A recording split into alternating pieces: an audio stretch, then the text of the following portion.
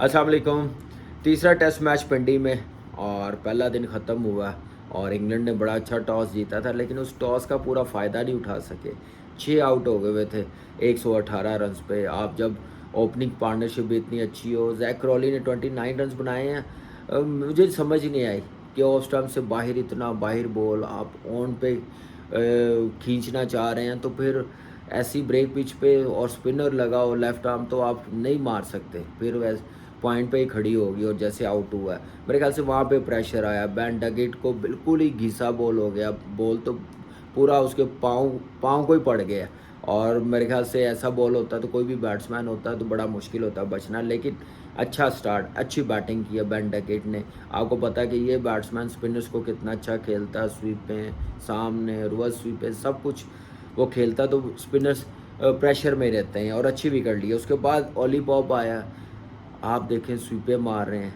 आप थोड़ा टाइम तो लें, सामने तो खेलें। सामने हिट मारने की आपने कल से प्रैक्टिस शुरू की है, छक्के मारने की, तो आउट हो रहे हैं स्वीपें मारते हुए। दूसरे टेस्ट मैच में समझ आनी चाहिए कि स्वीप इतना ईज़ी नहीं है साजिद को मारना, सामने खेलना ज़्यादा ईज़ी है। और उसके बाद जो रूट आप देखें, पीछे घुसा तो लेग बी 4 हो गया, बड़ा अच्छा बॉल किया। और हैरी ब्रुक वो भी स्वीप मारते हुए बोल्ड हो गया।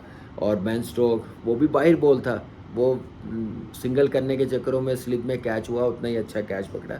आप देखें कि टॉप की बैटिंग लाइन है, वह टॉप की टीम है और कैसे एक्सपोज होगी हमारे स्पिनरों के सामने। अभी जिमी स्मिथ को क्रेडिट देना चाहिए, इतने रन्स बना लिए हैं, जैसे 6 आउट हो गए थे 118 पे, तो 267 रन्स बना लिए हैं। तो अच्छी पार्टनरशिप, इसने सिर्फ क्या कि सामने टारगेट रखा।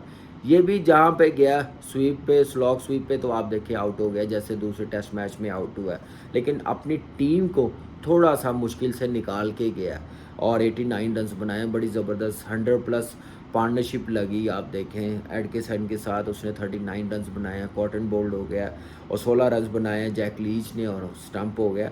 और हमारे स्पिनर्स ने क्या ज़बरदस्त बॉलिंग की है। बड़ा मुश्किल होता है कि आप ऐसी पिच पे टॉस हार जाएँ, प्रेशर आ जाता है फील्डिंग साइड पे पाकिस्तान टीम पे, लेकिन ये स्पिनर्स ऐसे थे, एक्सपीरियंस इतना 10-10, 12-12 साल का डोमेस्टिक का, फिर पाकिस्तान टीम में। आप देखें कि पिंडी जैसे वेन्यू पे भी पिच बन ही गई है ना, उसके लिए आप सोचते हैं, जीत के लिए सोचते हैं। इन स्पिनरों को आप कॉन्फिडेंस दें, आपके पास और भी बड़े स्पिनर हैं, आप वैसा एनवायरनमेंट तो बनाएँ ना, वैसी कंडीशन तो प्रोवाइड करें ना अपने स्पिनर्स को होम सीरीज़ में, आपको आउट करके देंगे। थोड़ा-सा मुझे लगा कि आमिर जमाल को भी यूज़ कर सकता था कप्तान, कोई ओवर नहीं उसको करवाया, 42-41 ओवर्स के बाद आप ज़ाहिद को इंट्रोड्यूस करवा रहे हैं। मैं समझता हूँ कप्तान के लिए मुश्किल होता है कि जब आप स्पिनर्स आउट कर रहे हो तो चेंज करना, लेकिन 17-17, 18-18 ओवर कंटिन्यू आप करवा रहे हैं, तो कहीं न कहीं थक जाते हैं, फिर रन्स लीक होने शुरू हो जाते हैं। तो वही चीज़ साजिद और नुमान के साथ हुई है। आप 8-10 ओवर्स का स्पेल करवा के आप अपने तीसरे लेग स्पिनर को यूटिलाइज़ कर लें, आमिर जमाल को 2-3 ओवर का स्पेल करवा लें, तो एनर्जी रहती है। तो आप थोड़ा-सा ये बेहतर कर सकते थे, लेकिन मेरे ख़्याल से इतने रन्स बनाने नहीं देने चाहिए थे इंग्लैंड टीम को। लेकिन अब बड़ी मेहनत करनी पड़ेगी, 3 आउट हो गए हुए हैं, 73 पे डे ख़त्म हुआ है, शान खेल रहा है 16 पे और साउथकील खेल रहा है 16 पे। इनकी पार्टनरशिप लंबी जानी बड़ी ज़रूरी है। अभी 200 आपको पता है कि रन्स 194 रन्स रहते हैं लीड के, और लीड के ऊपर लीड लेने के बाद तो हमें तो एटलीस्ट कोई 100-150 रन्स की लीड लेनी चाहिए। अगर ना ली तो पाकिस्तान टीम अंडर प्रेशर होगी। तो इसलिए ये पार्टनरशिप और आने वाले बैट्समैनों पे बड़ी रिस्पॉन्सिबिलिटी है कि वो लंबे रन्स करें, और ये बेस्ट मौका पाकिस्तान टीम के पास। देखिए इंग्लैंड टीम को तो एक्सपोज़ कर दिया हमारे स्पिनरों ने, अब बैट्समैनों पे ज़िम्मेदारी है कि ये रन्स करके दें, ये लंबे रन्स करें, कोई बेतुकी शॉट ना खेलें जैसे साइम अयूब ने खेली है। निकल के खेल रहा है, चिप मार रहा है, मिड ऑन, अगर वो लग भी जाती ऊपर से चली जाती तो कैच आउट हो जाना था। ये क्या गेम अवेयरनेस है? क्या अपनी विकेट की वैल्यू का नहीं पता?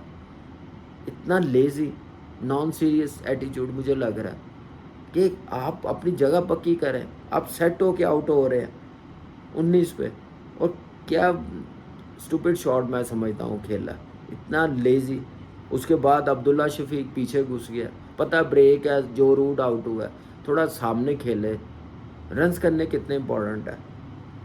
और कामरान गुलाम, उसको क्या बेचारे को कहीं दूसरा टेस्ट मैच है, लेकिन वो भी गलती की है। ऐसी डेड पिच पे आप पीछे घुस के नहीं खेल सकते, सामने खेल सकते हैं। आप थोड़ी टांग निकाल के खेलें, गैप बना बोल्ड हो गया। अब ये पार्टनरशिप बड़ी ज़रूरी है। एक एक विकेट ली है स्पिनर्स ने, जैक लीच ने, एटकिसन ने, शुएब ने। तो आप इनका रिदम नहीं, ये रेयान ने बॉलिंग कर रहा है, ये इनमेच्योरिटी इनके पास है। बॉलिंग में इतनी मैच्योरिटी नहीं है। जो दो स्पिनर हैं शुएब और रेयान, इनको थोड़ा सा सब्र के साथ, ये नहीं कि एक ओवर में ही रन्स करने चले जाएं। तो इसलिए थोड़ा बेहतर तरीके से इनको खेल सकते हैं, ये रन्स देंगे ही देंगे। और पुणे में भी टेस्ट मैच आपको पता है इंडिया ने कितना ज़बरदस्त कमबैक किया, क्या सिलेक्शन किया वाशिंगटन सुंदर की। और मेरे ख्याल से कंडीशन के मुताबिक टीम का कॉम्बिनेशन जो होना चाहिए वो उन्होंने बनाया। पहला टेस्ट मैच हारने के बाद 3 चेंजिंग किए इंडियन टीम ने, के राहुल को रेस्ट करवाया, नो डाउट फॉर्म नहीं थी, सरफराज ने 150 किया था, गिल मेन प्लेयर है और इंजरी की वजह से पहला टेस्ट मैच नहीं खेला। उसके बाद आप देखें कि मोहम्मद सिराज इतना अच्छा रिदम में नहीं था, आकाशदीप को खिलाया उन्होंने, बड़ा अच्छा डिसीजन लिया उन्होंने वाशिंगटन सुंदर को खिलाने का। न्यूजीलैंड टीम ने फिर टॉस भी जीता, उन्होंने भी एक चेंज की है, मैट हेनरी की जगह मिचेल सैंथरन को खिलाया, उसने 33 रन बनाए। मेरे लिए सरप्राइज़ है, न्यूजीलैंड टीम का मेन बॉलर है, उसने पहले टेस्ट मैच में आउट करके दिए। इंडियन टीम की बैटिंग लाइनअप थोड़ी सी अंडर प्रेशर लग रही थी, लेकिन आपने उसी को रेस्ट करवा दिया, या कोई इंजरी है। लेकिन यह है कि टॉस भी जीता, अच्छा स्टार्ट भी हुआ और 259 रन्स बनाए हैं। टी से पहले ऐसे लग रहा था कि पूरा दिन सर्वाइव कर जाएंगे और 300 प्लस रन हो जाएंगे, तो बड़ा मुश्किल हो जाएगा इंडियन टीम के लिए इस टेस्ट मैच में कमबैक करना, क्योंकि पिच हमने देखी है कितना बाउंस हो रहा है स्पिनर्स का। जैसे अश्विन के बॉल हुए हैं, वाशिंगटन सुंदर के हुए हैं, तो उसके लिए आउट करना बड़ा ज़रूरी था। कॉनवे ने 76 रन्स बनाए हैं, टॉम लैथन ने 15 रन्स बनाए हैं। उसके बाद आप देखें कि विल यंग का जो रिव्यू लिया, क्या ज़बरदस्त रिव्यू लिया एंड टाइम पे।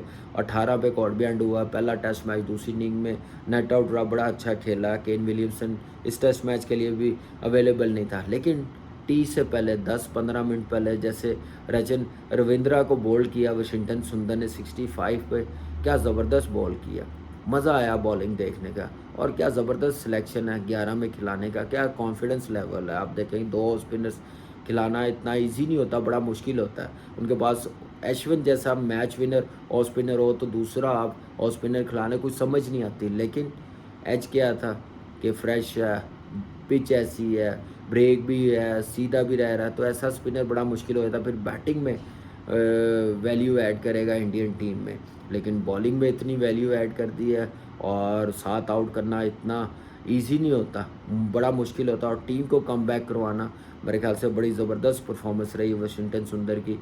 टेस्ट मैच में 5 आउट किए हैं फर्स्ट टाइम, लेकिन 5 आउट करने के साथ 7 विकेटें टोटल ली हैं और अपनी टीम के लिए कितनी ज़बरदस्त परफॉर्मेंस दिखाई है। और रचन रविंद्रा ने जैसे 65 रन्स बनाए हैं, नज़र आ रही है फॉर्म। जैसे पहले टेस्ट मैच में बेंगलुरु में 100 किया, क्वालिटी के spinner, top bowling, fast bowling, Bumrah जैसे को खेला हो दूसरा टेस्ट मैच। फिर ये है मैच्योरिटी, ये है कॉन्फिडेंस लेवल कि शॉट सिलेक्शन भी आप देखें कि अच्छा लग रहा था, लेकिन जैसे ही आउट किया उसके बाद जैसे लाइन लग गई है। ग्रैंड फिल्प्स ने जो शॉट खेली है, मिचेल सैंथरन का जो लेग भी फोड़ लिया वाशिंगटन सुंदर ने, और वही अकेला था जो कन्विंस कर रहा था। रोहित शर्मा भी इतना कन्विंस नहीं हो रहा था, पंत भी नहीं हो रहा था, लेकिन कप्तान ने कॉन्फिडेंस दिखाया उसकी बात का, और वो देखे कितना ज़बरदस्त डिसीजन रहा है वाशिंगटन सुंदर का। और जैसे डैरन मिचेल आउट हुआ, टॉम ब्लैंडो जैसे बोल्ड हुआ, उसको तो बिल्कुल ही समझ नहीं आ रही थी, मुंह में बॉल पूरा बैट बंद कर दिया और उतना ही ज़बरदस्त गैप बना और बोल्ड हो गया। और एक्सीलेंट बॉलिंग, अश्विन ने 3 विकेटें ली हैं, नज़र आ रहे थे कि कोई मैच विनर स्पिनर्स खेल रहे हैं और अपनी टीम के को वापस लेके आना टेस्ट मैच में। देखिए 300 रन हो जाते, पूरा दिन सर्वाइव कर लेते तो बड़ा मुश्किल हो जाना था। तो यही एक बड़ी टीम की निशानी है कि जब अपॉर्चुनिटी आती है डोमिनेट करते हैं, उस चीज़ को लूज़ नहीं छोड़ते, वो वहीं पे गिरफ्त कर लेते हैं और डोमिनेट करते हैं। और न्यूजीलैंड की टीम को ऐसे ही पकड़ा उन्होंने टी से पहले जैसे ही आउट हुआ है, और एक्सीलेंट परफॉर्मेंस, ज़बरदस्त कमबैक किया है इंडियन टीम ने। अब इंडियन टीम को आपको पता है कि उनका मेन जो बैट्समैन है रोहित, वो आउट हो गया हुआ, बोल्ड हो गया हुआ है, 16 पे 1 आउट है, 10 पे गिल खेल रहा है, 6 पे जायसवाल खेल रहा है। अब चाहिए टाइम बहुत है कि टाइम ना देखे, स्कोर बोर्ड चलता रहेगा तो न्यूजीलैंड की टीम अंडर प्रेशर आ जाएगी। एटलीस्ट आपको पता है फोर्थ इनिंग्स इंडियन टीम ने खेलना है। इस इनिंग्स पे इतने रन्स कर दें कि उनकी बारी ना आए, इतना अंडर प्रेशर कर दें, क्योंकि ये वैसी बैटिंग लाइनअप नहीं है जो इंडिया की है, जो बेंगलुरु में दूसरी इनिंग में 450 प्लस रन्स कर लिए। आप 150 रन्स कर लेंगे तो मैं आपको गारंटी देता हूँ कि न्यूजीलैंड की ऐसी बैटिंग लाइनअप है। रचिन रविंद्रा जैसे आउट हुआ, कॉनवे आउट हुआ, तो ये 120 130 पे आउट हो जाएंगे। तो ये अच्छा मौका है सीरीज़ लेवल करने का, क्योंकि टेस्ट मैच जीतना बड़ा ज़रूरी है और वर्ल्ड टेस्ट चैम्पियनशिप का फाइनल खेलना। तो मेरे ख्याल से स्पिनर्स ने तो काम कर दिया, पाकिस्तान में भी और पुणे में भी, इंडिया में भी। अब बारी है बैट्समैनों की कि वो कितनी लीड टीम को दिलवाते हैं, चाहे वो पाकिस्तान के बैट्समैन हो, चाहे इंडिया के हो। तो मेरे ख्याल से दोनों टीमें इस वक्त कंफर्टेबल हैं और जितने रन्स करेंगे उतना अच्छा होगा। और गिल के रन्स करने हैं, थोड़ी मैच्योरिटी जायसवाल को दिखानी पड़ेगी। वो एटीट्यूड नहीं होना चाहिए जो बेंगलुरु में दूसरी इनिंग में हुआ, क्योंकि दोनों लेफ्ट आर्म स्पिनर्स हैं। इनको जायसवाल बड़े अच्छे तरीके से खेल सकता है, थोड़ा सा टाइम ले, शॉट सिलेक्शन बेहतर करें, जितने रन्स करेंगे उतना अच्छा होगा। फिर विराट कोहली है, सरफराज कितना ज़बरदस्त खेलता है, स्पिनर्स को फॉर्म लगी हुई है, 150 किया हुआ। पंत आप देखिए फिट हुआ है, उस पे तो वैसे ही वो खेल रहा हो तो स्पिनर्स घबरा रहे होते हैं, तो क्योंकि उसने तो रन्स रुकने नहीं देने, स्कोर बोर्ड रुकने नहीं देना, स्ट्राइक रोटेट करनी है, बड़ी हिट भी मारनी है, तो कॉन्फिडेंस लेवल है। लेकिन उसके लिए आपको कल का दिन पूरा सर्वाइव करना बड़ा ज़रूरी है। एटलीस्ट कल के दिन नहीं, कोई 70-80 रन्स की लीड लेनी चाहिए इंडियन टीम को, ऑटोमेटिकली न्यूजीलैंड की टीम अंडर प्रेशर आ जाएगी।